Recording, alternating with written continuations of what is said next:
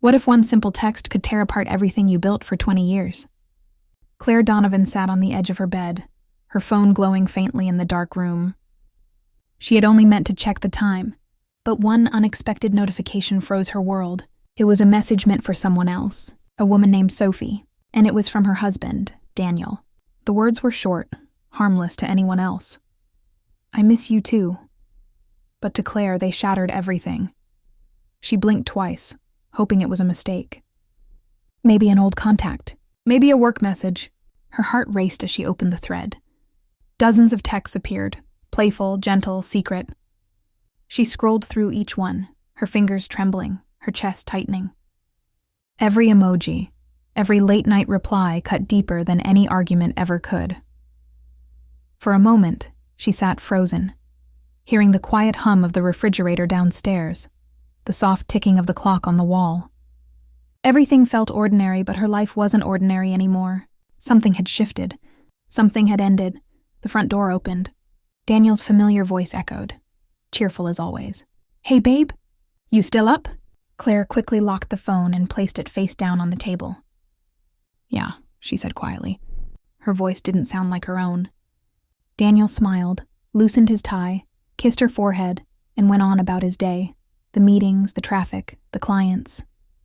He looked exactly the same, spoke exactly the same, but Claire couldn't unsee what she'd read. That night, she couldn't sleep. She turned to look at him lying beside her, his face calm, peaceful, unaware of the storm he'd caused. She wanted to shake him awake to ask why, but instead, she stared at the ceiling and whispered to herself, "Not yet." The next morning, Claire moved like a ghost through the house. She packed Noah's lunch, tied his shoes, and smiled when he hugged her legs. "Love you, Mommy," he said. "Love you too, baby," she whispered back, brushing his hair softly. When Daniel came down for breakfast, he looked at her with the same warmth he always had. "You look tired." "Late night?" She nodded. "Just couldn't sleep." He kissed her cheek, grabbed his briefcase, and left for work. Or at least that's what he said. Claire watched his car pull out of the driveway, her mind spinning. She wasn't impulsive. She wasn't dramatic. But that morning, something inside her refused to sit still. So she decided to follow him. As she drove behind his car, her heart pounded with every turn. She expected him to head toward the office downtown. But halfway there, he took a right, into a quieter part of town, toward a small cafe by the lake.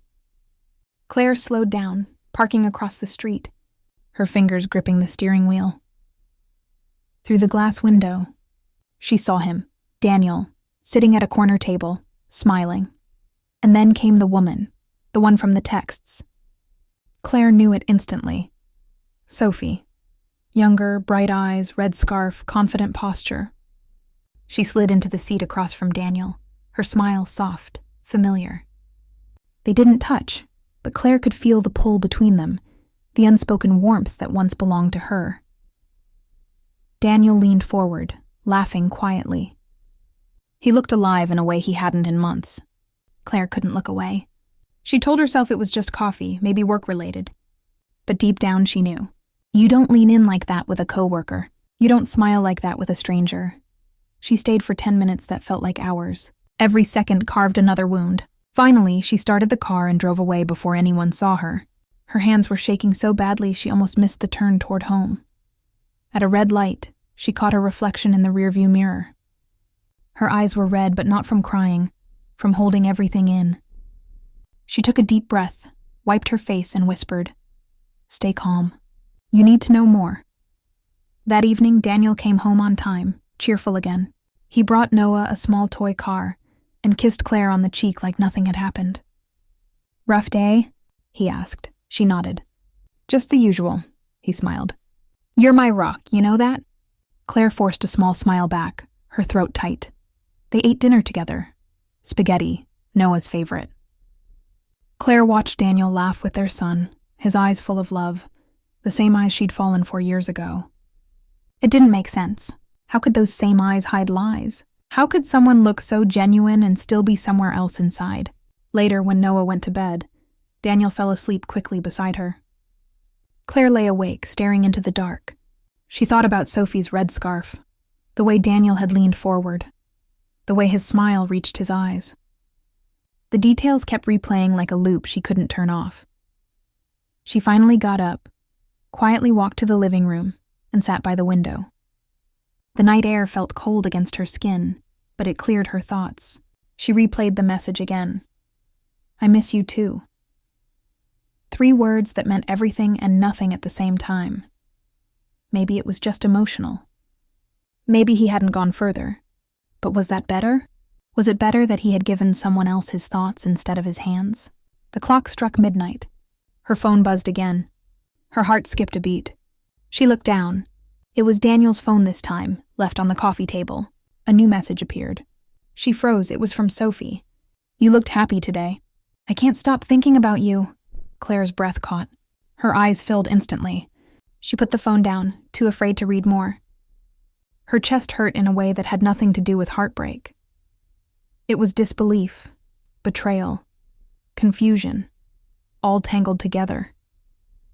She looked toward the bedroom where Daniel slept peacefully, unaware.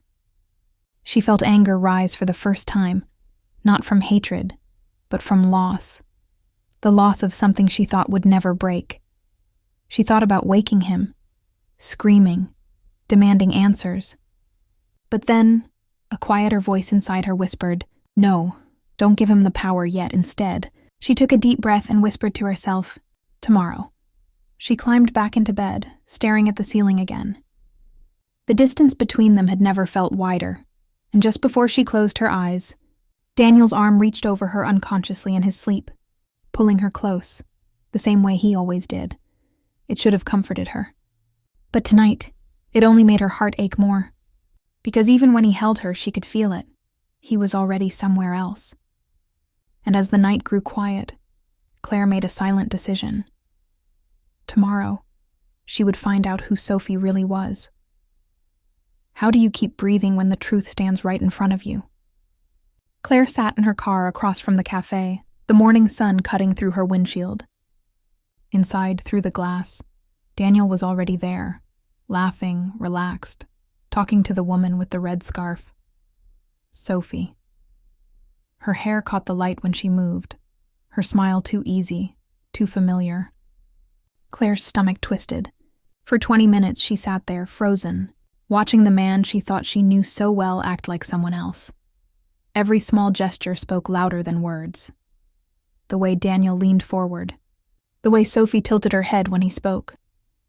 It wasn't what they were saying. It was how they looked at each other. Comfortable, intimate, connected.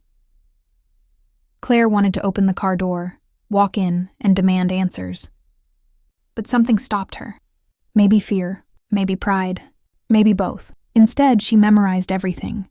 The cafe name, the time, the way Daniel smiled like a boy again. When Daniel finally stood up to leave, Sophie reached out and lightly touched his wrist. It lasted only a second, but it was enough. Claire turned her face away before tears could fall. She waited until they both left before driving home. Her hands shook on the steering wheel. She didn't cry. She just whispered to herself, "Now I know." That evening, she cooked dinner like nothing had happened.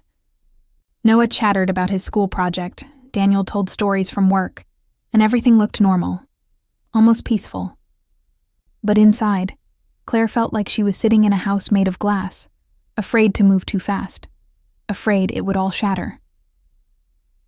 When Daniel went upstairs, Claire cleaned the table slowly. Every sound, by every plate, every drawer, they echoed louder than usual. Then Noah came running back into the kitchen, holding a crayon drawing. "Look, Mom, it's us." The drawing was simple. Claire, Noah, and Daniel. They were holding hands in front of their house, but something small caught Claire's heart. Daniel's face wasn't finished. "Why didn't you draw Daddy's face?" she asked softly. "I don't know," Noah said innocently. "I forgot what it looked like." Her breath caught. She smiled to hide it. "It's okay, baby. We'll draw it together tomorrow." Later that night, when the house was quiet, Claire sat alone on the couch. Daniel's phone buzzed on the coffee table beside her. He was in the shower, She stared at the screen for a long time before finally reaching for it. One new message, from Sophie. Her heart pounded as she read it. "You looked worried today. Don't. He'll never know." The room spun for a second. Her hands went cold. The words blurred on the screen, but she'd seen enough. Claire placed the phone back exactly where it was, her chest heavy, her eyes fixed on the wall ahead. The truth was now undeniable. She whispered into the silence, "But I do know." What if the person you're confronting isn't the one who needs forgiveness? Claire waited until morning. Her heart was calm, but her eyes told the truth. She hadn't slept at all. Daniel walked into the kitchen, his hair messy, his voice soft. "Morning, love," he said. But before he could pour his coffee, Claire spoke. "Who is Sophie?" The cup stopped midair. Daniel froze. For a second, the room went silent except for the ticking clock on the wall. Then he slowly put the cup down and looked at her, guilt written all over his face. He didn't deny it. "Didn't even try." "Claire," he whispered, "please listen. It's not what you think." She crossed her arms, her voice steady. "Then tell me what it is." Daniel sat down, his shoulders sinking. "Sophie works with me. We've been talking. About work, about life. It started small. I didn't mean for it to become something more." He paused, searching for words that didn't sound like excuses. "It wasn't physical, but I got attached. I felt like she understood me." Claire's voice cracked. "And I didn't?" He looked down. "I don't know when we stopped talking, Claire. I felt invisible. Every day was about bills, Noah's school, the house. I missed us, but instead of fixing it, I ran from it." Her chest tightened. His honesty hurt more than lies ever could. She whispered, "You gave her the words that used to be mine." Daniel's eyes filled with tears. "I'm sorry. I was weak. But I never stopped loving you." Claire turned away, her hands shaking. "Love isn't something you pause when life gets hard. You stay, you talk, you fight for it." He nodded, tears sliding down his face. "I know, and I hate what I've done. But please believe me, I never wanted to lose you." The room fell quiet again. Sunlight spilled across the table, touching the photo of their wedding day hanging on the wall. Claire looked at it, the smiles, the hope, and felt something break inside her. Not hate, not anger, just sadness. Finally, she said, "I don't know if I can forgive you, Daniel." "Not yet," he stood up slowly. "Then I'll wait, for as long as it takes." That night, Claire sat by Noah's bed, brushing his hair while he slept. She whispered softly, "Mommy and Daddy are trying, sweetheart, but I don't know if we'll make it." Her eyes filled again, but this time she didn't wipe the tears away. She let them fall quietly, like rain on glass, silent, endless, and necessary. When she walked back into the kitchen later, the house was still. Only one thing sat on the counter, an envelope with her name written on it in Daniel's handwriting. And when she opened it, the first line read, "Claire, I'm leaving for a while. Sometimes love doesn't end with goodbye. It just learns to live differently." Claire stood by the kitchen counter, holding Daniel's letter in her shaking hands. His handwriting looked tired, almost broken. "Claire, I'm leaving for a while. Not because I've given up, but because I need to fix myself before I can fix us. I love you and Noah more than anything. Please take care of him and take care of you." Her eyes blurred as she read the words again. He hadn't left in anger. He'd left in guilt, in silence, in shame. For the first time, Claire didn't feel rage, just emptiness. The house felt too quiet, every corner echoing with what used to be. Days turned into weeks. She went to work, packed lunches, smiled for Noah. On the outside, life continued. But every night, she sat by the window with Daniel's letter in her lap, wondering where he was, if he was eating, if he was still wearing his wedding ring. One evening, Noah came running in, holding his toy airplane. His eyes sparkled. "Mom! Dad called me today." Claire froze mid-step. "He did? Yeah. He said he's proud of me. He told me, 'My son, it's okay. Just continue and don't stop.'" Those were Daniel's words, the same ones he used when teaching Noah to ride his bike years ago. Claire's heart swelled and broke at the same time. She knelt, hugging her son tight. "That's good, sweetheart. she whispered. Dad loves you very much. After Noah went to bed, Claire sat on the porch alone. The air was cool, the stars quiet. She thought about Daniel.